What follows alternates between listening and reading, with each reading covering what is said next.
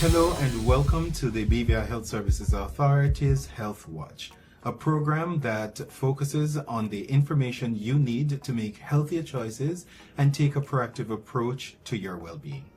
I am Damian Grange, Marketing and Public Relations Manager at the BVIHSA. A key part of improving health outcomes in our community is education and early awareness.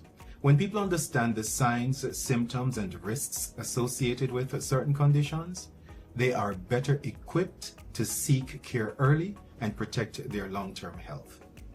Today, we are discussing endometriosis, a condition that affects many women worldwide and can have a significant impact on quality of life if left undiagnosed or untreated. Unfortunately, many women experience symptoms for years before receiving a diagnosis. Through conversations like this one, our goal is to help women recognize when something may be abnormal and to encourage them to seek medical advice early.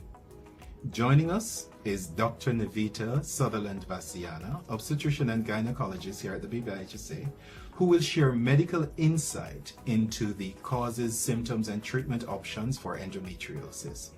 We're also joined by Adacia Adonis, Miss BVI 2024, who has chosen Endometriosis Awareness as her platform and is working to help bringing greater visibility to this important issue affecting women. Thank you for joining us as we explore this important topic.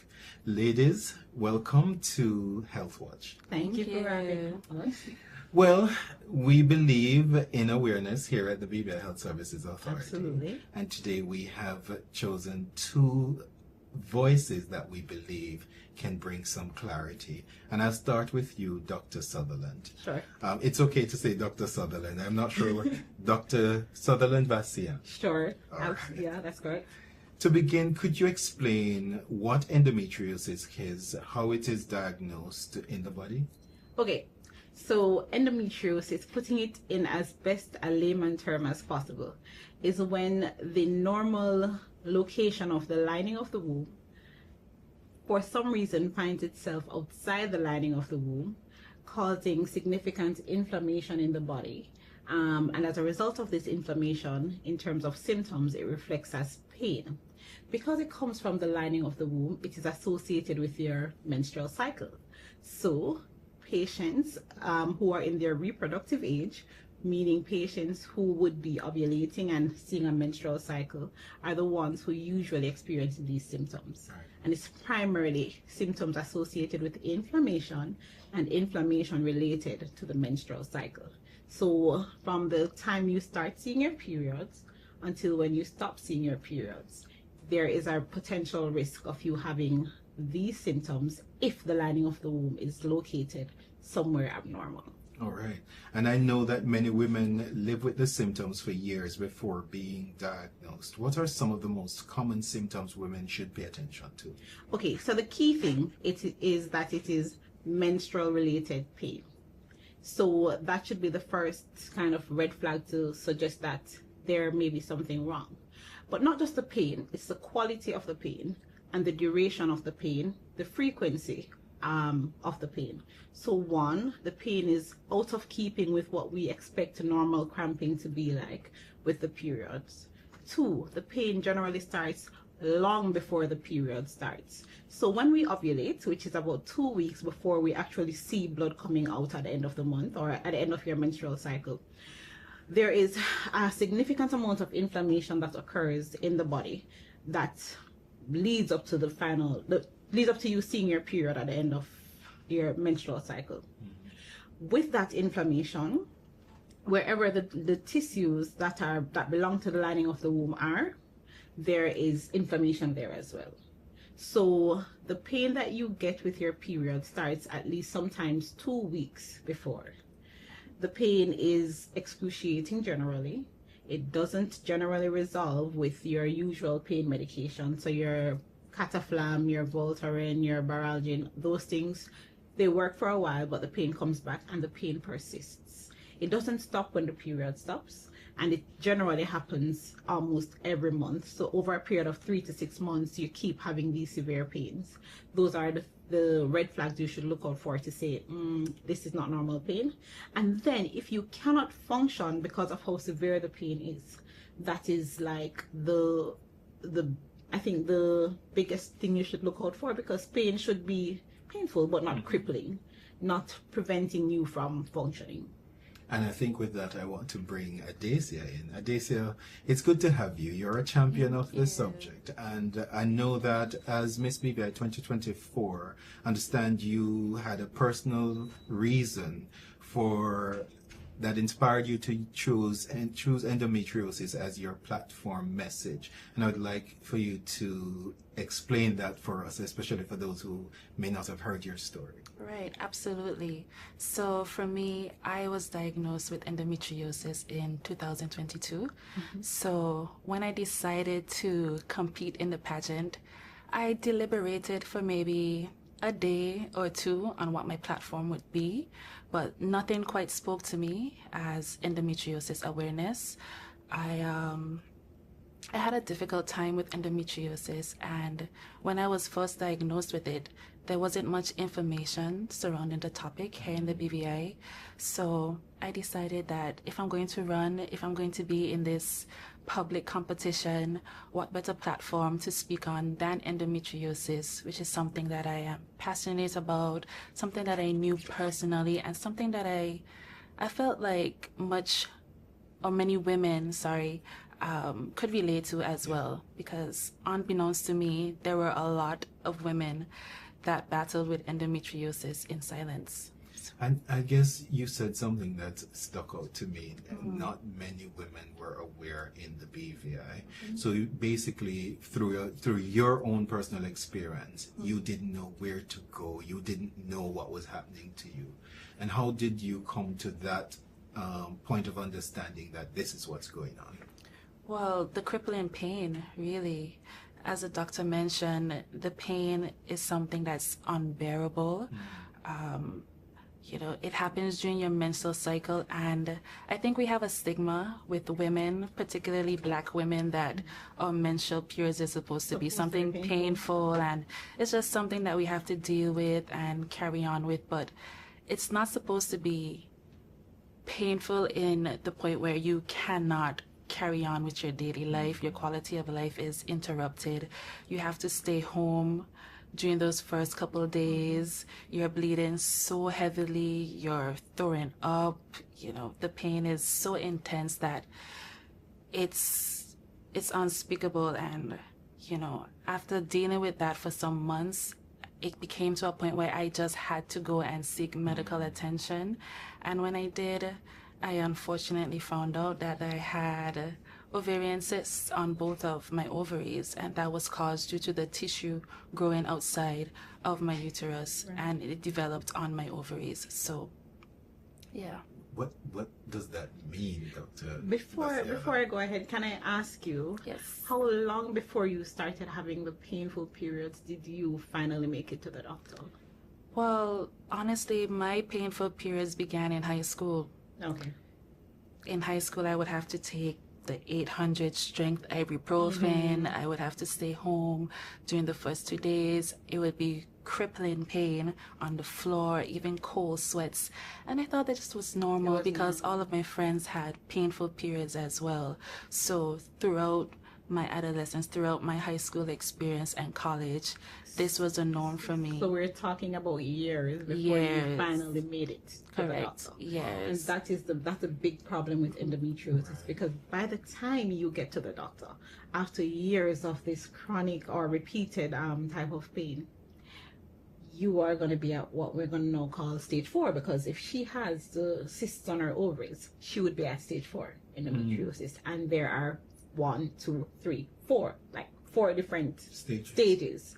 So I think what I hope to drive home is that if you are having these symptoms for 3 to 6 months recurrently, and it's affecting your quality of life, don't watch it. I mean, I'm not saying you did anything wrong, because as you said, there is a stigma attached to females being able to.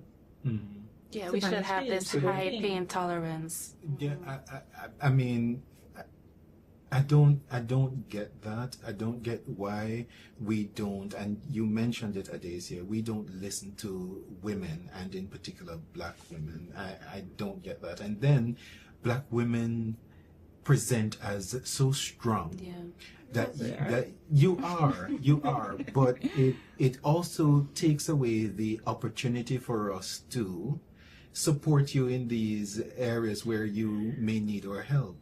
I suppose, which is why sessions like these are important, and which is why I also applaud you for choosing endometriosis as your platform, because you also said a lot of your friends had painful periods, and in your experience, not a lot of women knew that endometriosis. This was 2022. Yeah. But you were Miss BVI in 2024. Yes. And 2024, 2 years ago, still not many women in the territory were knowledgeable about endometriosis and what it is. And just thought that it was, part of the course, I guess. This comes with the menstrual cycle. Why, Dr. Vacciana, we're talking about it in some way, but why is it that it is so often misdiagnosed or diagnosed late? All right, so Ms. Adonis made a very valid point, and I think it's one of the points that, kind of makes the challenge such a big one. It's just understanding when something is wrong, understanding when you are to present from the patient, because it will all begin with the patient. The patient has to present to us as the physician first. So we need to get the word out there to females, and even their partners or their significant others, to identify when it is time to seek help. So that is usually the first delay. Once we get past that delay now, when the patients come into the physician, there is again often a delay in making the diagnosis. So we're now at 2 stages of delay. Because if you come to me for pain, oftentimes the solution is to treat the pain, not necessarily to find the reason for the pain. So you're having pain with your periods, so I'm going to give you medications to stop the pain. But I'm not looking for a reason why you're having this pain. Right. And part of the problem with endometriosis as well is that in the early stages of disease, you may not have any obvious signs that there is endometriosis. So in her case, by the time she presented, she had cysts on her ovary. But I may have endometriosis, knock on wood, I may have endometriosis in the early stage. I present with the symptoms, but there's nothing on ultrasound, there's nothing on examination, except for my complaint of pain. So to make or confirm the diagnosis is sometimes a little challenging, unless it is very advanced stage. So there may just be almost like putting a band-aid over the issue by just prescribing pain medications, when that will not stop the inflammation from the source, which is where the lining of the womb exists outside. So treatment really is to stop ovulation and stop the inflammation at the level at the level of ovulation, as opposed to just stopping inflammation with pain medications. So if you don't address the fact that ovulation is causing this pain, you are not going to slow or treat or retard the progress of endometriosis any at all. And then now, after the patients come to us now as physicians, and we make the diagnosis, now we're gonna have to decide on treatment. Sometimes it is not whatever medication. One, we have to convince the patients that yes, you have endometriosis. Some patients are in denial about that, and they refuse to hear that, because when they hear endometriosis, a lot of patients think, oh my God, I am not going to be able to have children. Because it is it's known to be associated with the rise in infertility. And also for the younger patients, when the parents bring them in, if you tell them that, hey, I think your child has endometriosis, I would like to start them on something to stop the periods, they don't want to hear that, because it's abnormal to not see your periods. So that's, I think, in my experience, one of the biggest challenges I have in terms of treating, because parents, especially for adolescents, don't want treatment that will prevent the child from seeing the periods, even though the periods cause the problem, you know. They don't want to stop it because it's unnatural. The blood is going to collect inside the body, and there's just a lot of misinformation, and you know, just they're just no understanding of, you know, what endometriosis is, and you know, how important it is to treat. So I'm happy that we're having this conversation, because a lot of information needs to be out there on it. Yeah, and I'm happy we're having it too. Your experience at that point of being diagnosed, were you experiencing those thoughts that Dr. Vacciana mentioned, infertility and so on? What was that like for you? It was honestly scary. You know, at the time I was still in university, so I believe my gynecologist at the time, he gave me two options. I either have the laparoscopic surgery, which is a surgery where they go in and they laser off as much of the endometriosis as they can, or I get pregnant and I have a baby so I can stop having a period for X amount of months. So that's the problem now. Yeah. And in her situation now, you are going to be told, oh, you have endometriosis, you need to go and get pregnant. Yeah, so that was not an option, you know, for me. That's just not how it works with pregnancy. Yes. So sometimes that is also the experience. Yes, pregnancy, because... So just for clarity, because and as we talk about treatment and diagnosis, I think it's important, because you're now a clinician and I saw you perked up when Adacia mentioned the go and get pregnant. Yes. You think that that is not the best? Okay. I think it's how it is presented, because she mentioned she was just at the beginning of college. She's just trying to start her life. How are you going to come to get pregnant? Right. You know, I mean, pregnancy is something that should be planned when you're mentally, financially, all of these things are ready, right? But the truth is, because pregnancy is associated with the lack of seeing your period, it works because there's no ovulation, so there's no inflammation, so there's no pain, and then you have the benefit of having the baby. But it is sometimes proposed that it's either we treat you now, and if you don't want to get treated now, go and get pregnant. But I am hoping that this is not how it is presented to a lot of the patients, because some patients may think that pregnancy is the only solution. Right. What was that like for you? So you said pregnancy was not a Correct. Consideration. Not at all. So you would have gone with option one. Talk to us about that. So, as you said, pregnancy was not an option for me. I was in university. I have my whole life ahead of me. And it's not to say that, you know, pregnancy is a bad thing, having kids is a bad thing, but, you know, these things need to be planned properly, as mentioned before. So I eventually had to do the laparoscopic surgery, and that was an operation that I had to do off island in the States. And it was difficult. Although the surgery is less invasive, as if they were to, you know, cut you open. Right.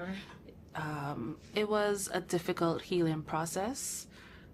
It was painful, but I was happy for it. Unfortunately, at that stage, I had a lot of endometriosis growth in my uterus. So I remember reading the report, and they said that they could not get everything. So it was a high possibility that it would reoccur with even more growth. So I had to monitor it.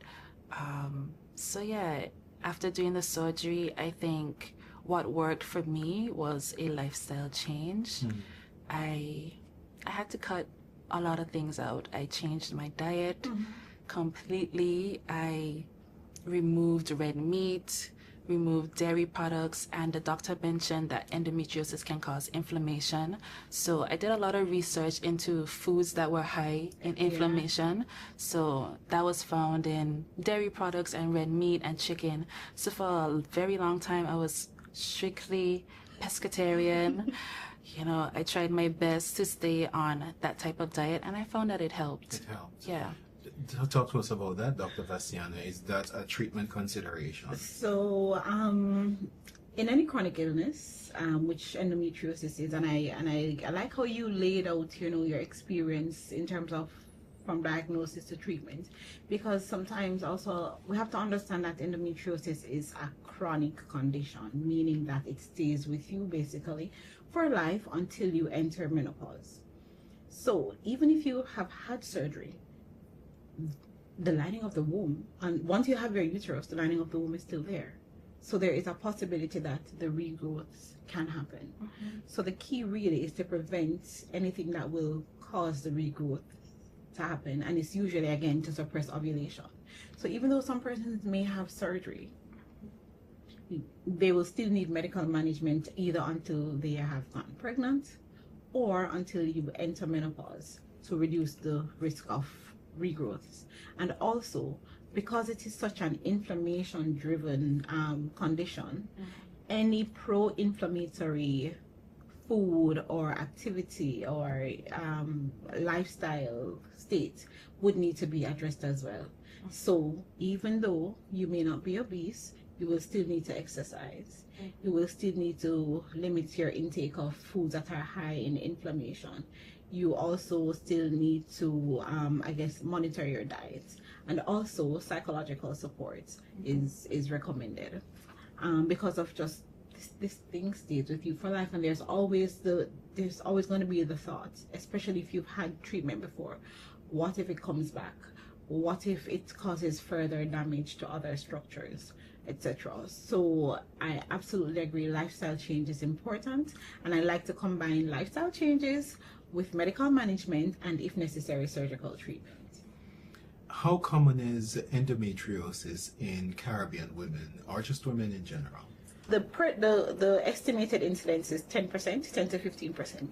It is noted to be more common in people of Black/African descent, so it may be a little higher among us. And if I'm to objectify it, if we have 10 persons in a room, or 100 persons in a room, 100 females in a room, at least 10 to 15 out of them will have endometriosis. It's likely to have endometriosis, and it's also something that is noted to run in families. So you may have a sister or an aunt or your mother who has similar symptoms, and in those cases, the incidence tend to be higher. Okay, so having this knowledge for the women in your family, have you done any research to see if it existed in the family before, and are you doing anything to talk to the other women in your family that, hey, this is something you may need to be cautious about?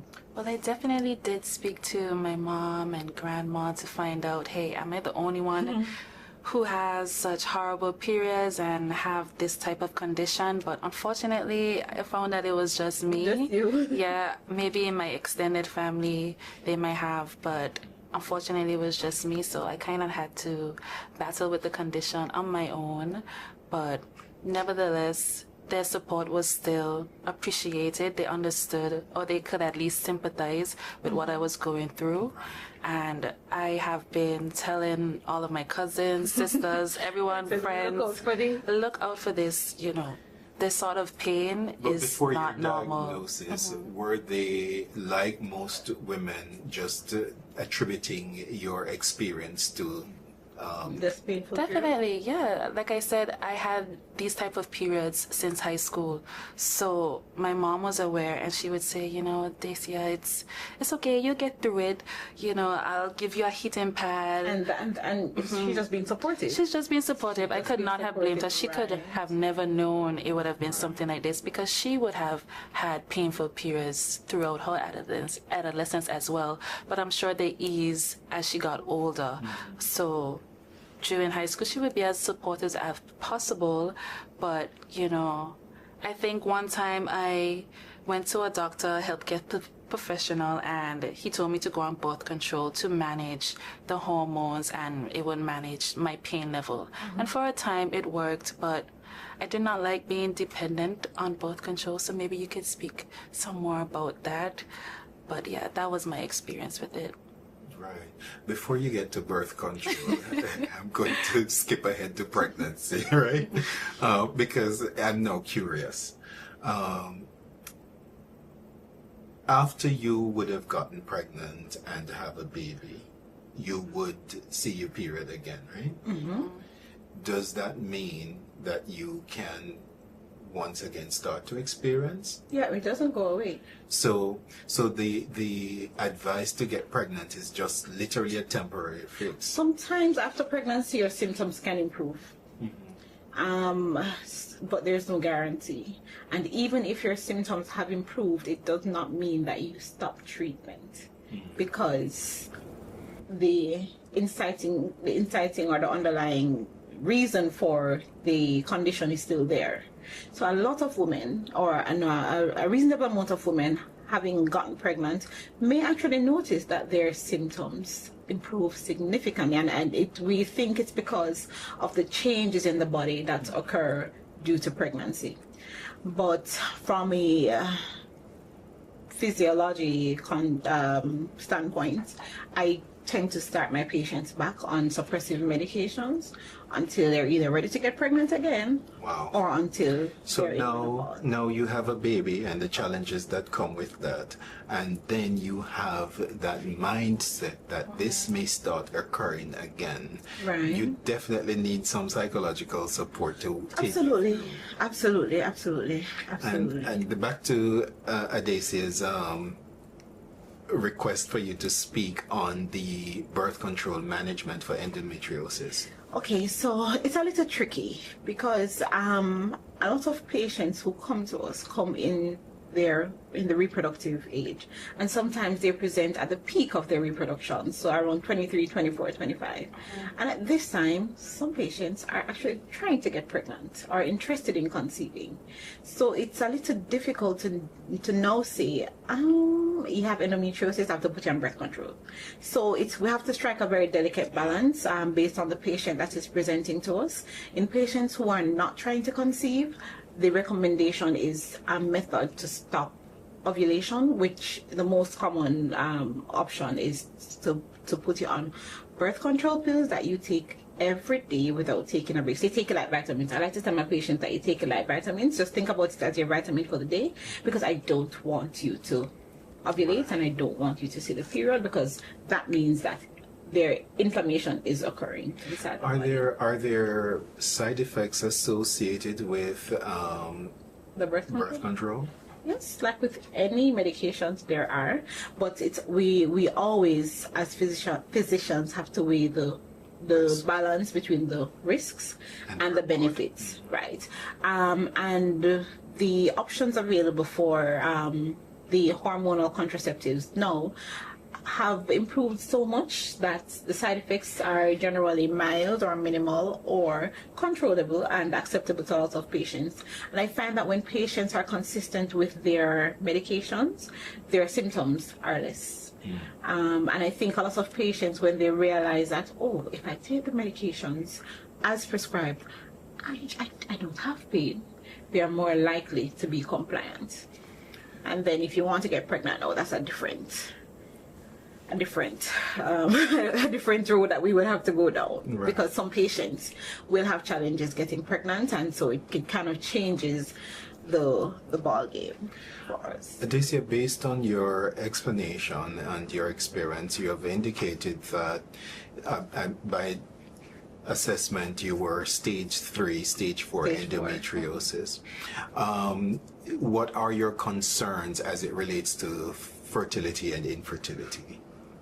It is a bit concerning, the prospect of having difficulty when it's that time, when I do think it's that time for me to... Right, after marriage, right? Of course. Yes. Of course.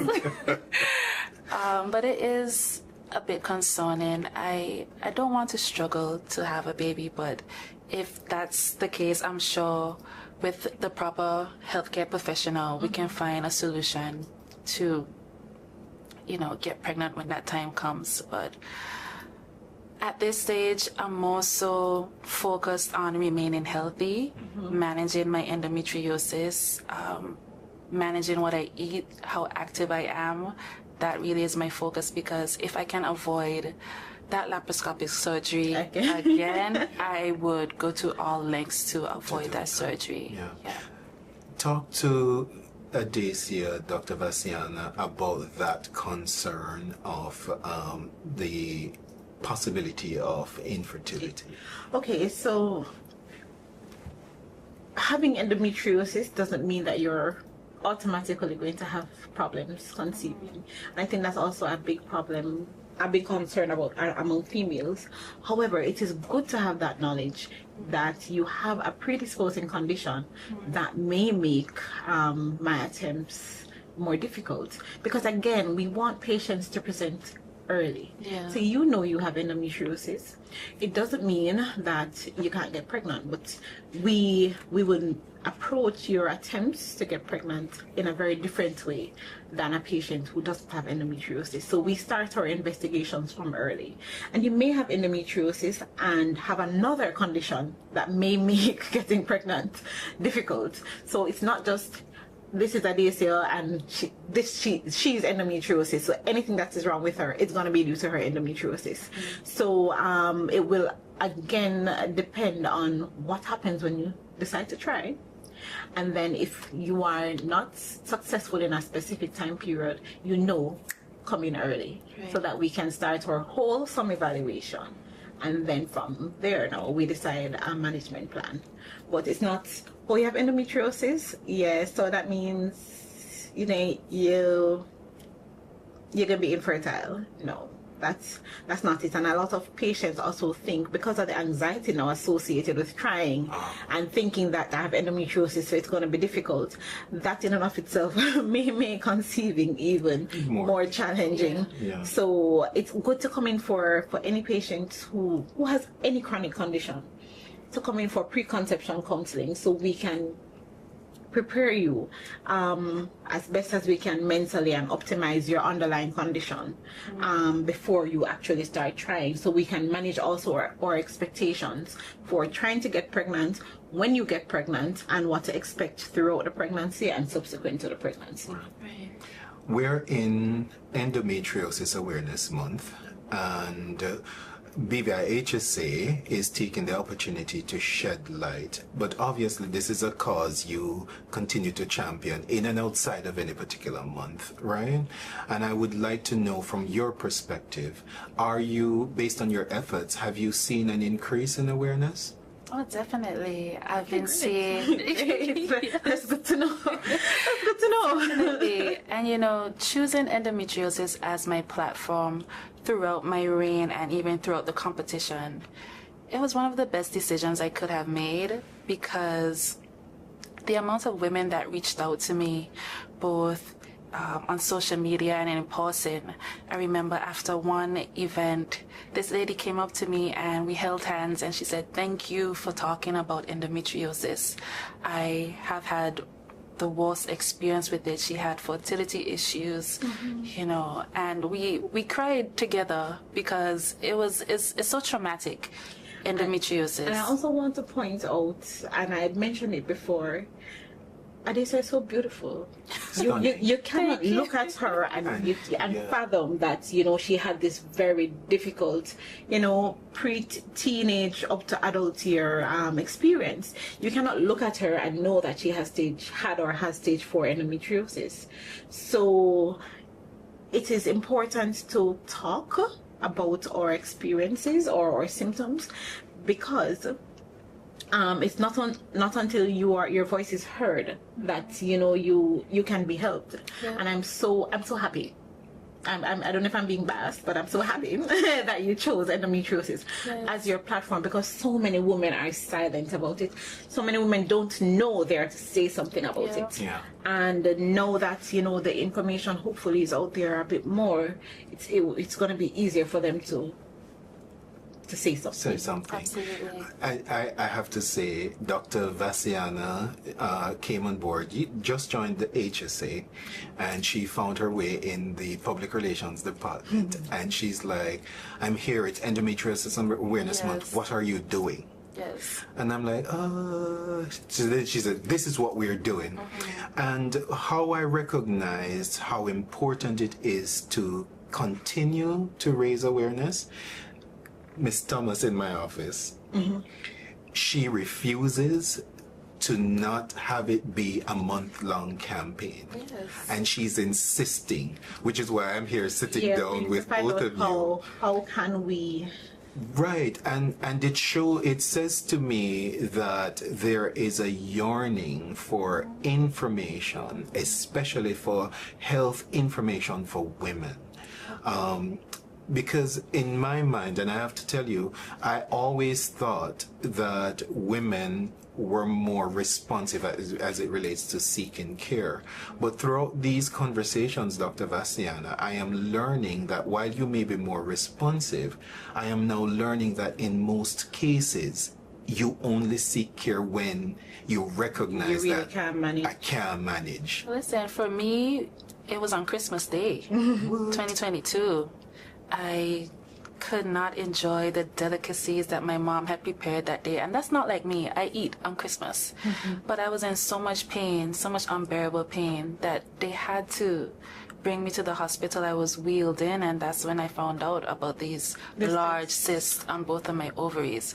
So oftentimes with us women, especially Black women, we only go to the doctor when it's completely unbearable. We feel as if, we must go now because something must be wrong.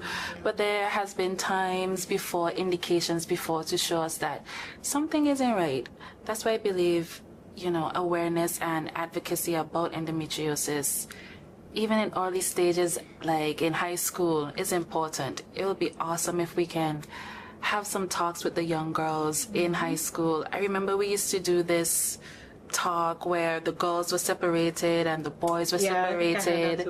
Yeah, we talked about periods and adolescence. So if we can squeeze in what endometriosis is, what the symptoms are, what to look out for in high school, I think that would be great. And I think that's what I was going to ask both of you women. What more can we do to advocate and raise awareness? And I think that Dr. Vacciana, that will be for you, and for you, Adacia, I wanted to find out what are your plans going forward as it relates to awareness. So we'll start with you, and then we'll come to Dr. Vacciana. Sure. So I'm still working on it, but I am developing a nonprofit organization called Beyond the Pain, and what I hope for this organization is to really spread awareness and education at all levels about endometriosis. I'm hoping to create some care packages for high school girls that should have, sanitary items, painkillers, pamphlets, anything that can really help a young girl to know what they might be dealing with at that early stage, and share as much information as I can about endometriosis. So it's still a work in progress. I'm hoping to partner with, like-minded communities and organizations. So if you guys are interested, please let me know. We can work together. So yeah, that's the plan. Of course. Well, when we decided that we were going to have this conversation on Health Watch, your name was at top of the schedule as a guest, and so we're happy that you took the time. My pleasure, my absolute pleasure. And Dr. Vacciana, what more can we do from the standpoint of health care? I think the biggest thing for me is to just try and find a way for it to just not end in March. With how the world is going now, I think we can, as one of my colleagues told me this morning, the sky is the limit. So we just have to try and find ways to be innovative about how we get the information out, because I find people don't read. They don't like to read. So if there is a way that we can get the information out there in a more interactive, engaging, but still educational form, then that would be good. And then we start where the symptoms are most likely to start, and that's in the teenagers. So we try to get to that demographic and their parents. I don't know how, because people don't like to read and they don't like to watch unless it's something gossipy, or if it's health related, the engagement is not that great. So we have to find a way to kind of just go with what's the status quo is now, and get the information out there. So we have a lot of brainstorming to do, but I don't think it's impossible. It's not. And Adacia has...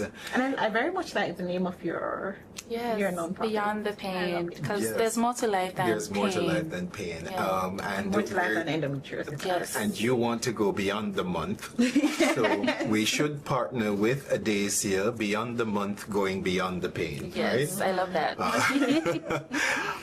Ladies, thank you both for helping me to have the conversation, enlightening me, and by doing so, enlightening the wider community, and helping to continue to raise awareness as it relates to endometriosis. Thanks for having Welcome. us. Yes. Any final word? Come in early. Just don't wait. Don't wait. Come in early, don't wait. Yeah, and your pain is valid. Yes. Do not let, society dictate what amount of pain you should endure. Speak to a healthcare professional if you're experiencing any of the symptoms that the doctor has mentioned today. It's really important. Your body will thank you. You will thank you. Yeah. Yeah. Your pain is valid. I like that. I love that. And we'll end with that. Thank you both. Thank you. Thank you. As we conclude today's episode of Health Watch, we hope this discussion has helped increase awareness and understanding of endometriosis. Education is one of the most powerful tools we have in protecting our health. Recognizing symptoms early, asking questions, and seeking medical advice can make a significant difference in diagnosis, treatment, and overall quality of life. Our thanks to Dr. Vacciana and also to Adacia. Dr. Vacciana, thank you for your insight, and Adacia, Miss BVI 2024, for helping us raise awareness and encourage open conversations about women's health. Programs like Health Watch are part of the British Virgin Islands Health Services Authority's ongoing commitment to health education, prevention, and empowering our community with the knowledge needed to live healthier lives. Thank you for joining us. I'm Damian Grange. Until next time, remember, informed communities are healthier communities. Goodbye.